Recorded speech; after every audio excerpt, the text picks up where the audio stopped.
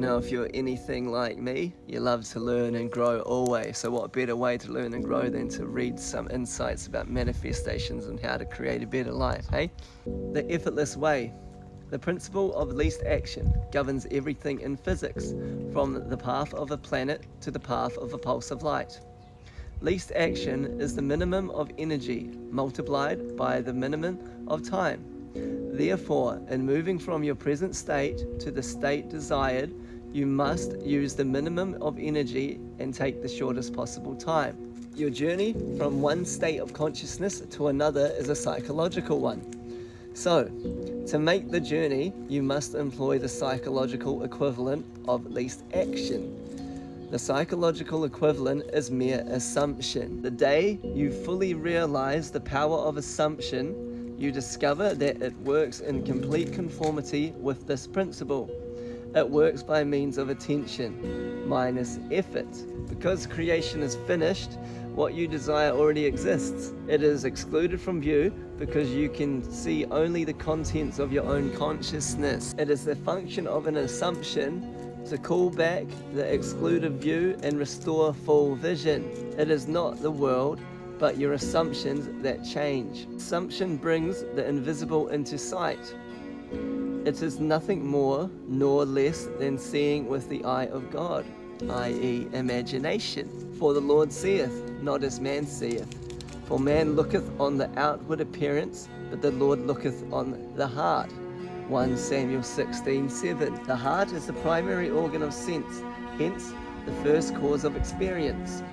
When you look on your heart, you are looking at your assumptions.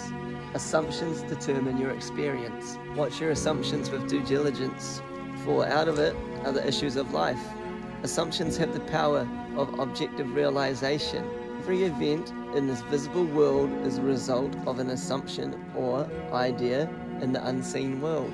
The present moment is all important, for it is only in the present moment that our assumptions can be controlled. The future must become the present in your mind if you would wisely operate the law of assumption. The future becomes the present when you imagine that you already are what you will be when your assumption is fulfilled. Be still, least action, and know that you are that which you desire to be. The end of longing should be being. Translate your dream into being. Perpetual construction of future states without the consciousness of already being them, that is, picturing your desire without actually assuming the feeling of the wish fulfilled, is the fallacy and mirage of mankind. It is simply futile daydreaming. So, when we lay in our assumptions, we got to sit there and be still and know that we are what we see in our imagination. We got to search and catch the feeling of what it would feel like if it was already true. Don't just merely visualize it. You've got to assume it is already you. Think from it. How would you think? How would you act? What would be the feeling? Even you could assume you're on your deathbed looking back at your life, just saying, I had the best life. I had an amazing family, kids, grandkids, amazing career, full of love. I'm so happy and so joyful. My connection with God was blossoming. I am ready to move on from this world, or whatever, and you just think from that moment, because that would imply your whole life was brilliant, wouldn't it? And leave it up to God to create all the scenes that lead to that moment of you just laying in awe and of bliss and happy. But assume it's real. Assume that's you in that moment. Assume that it's you now. You are who you want to be. Creation is finished. So just bring it back into your mind and manifest it into your reality.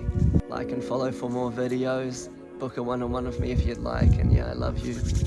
May peace be on your soul.